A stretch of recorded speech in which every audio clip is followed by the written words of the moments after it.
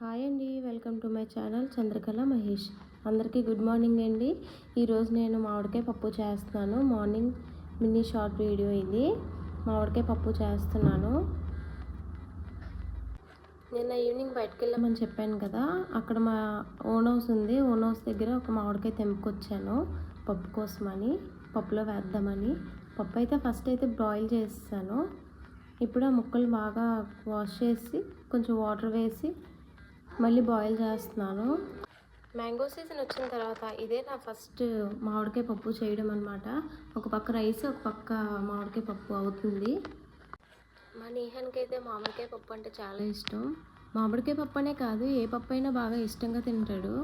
చారు పప్పు అంటే కొంచెం వాడు అన్నం మంచిగా తింటాడు. కూరలు అంటే ఇంకా చిన్నోడు కదా, అలవాట్లేదు.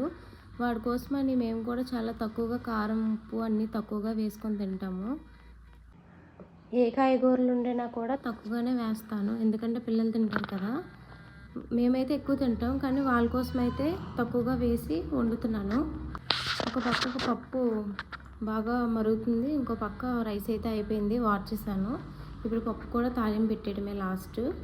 పక్క నేను వంట అయితే చేస్తున్నాను. మా ఊడైతే బాగా అల్లరి చేస్తున్నాడు, వంట అయితే చేయనివ్వడం లేదు. వాళ్ళ డాడీ అయితే మార్నింగ్ వెళ్ళిపోయారు బయటికి.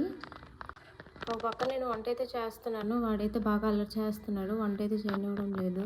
లెక్క లేకపోవడంతో వీడికి చాలా బోర్ కొడుతుంది, అందుకే నాకైతే ఏం పని చేయనివ్వడం లేదు. లాస్ట్ అయితే తాలింపు పెట్టేశాను, పప్పు అయితే అయిపోయింది, ఇంకా మేము తినేయడమే. ఓకే అండి, లైక్ చేయండి, షేర్ చేయండి, సబ్స్క్రైబ్ అయితే చేయండి.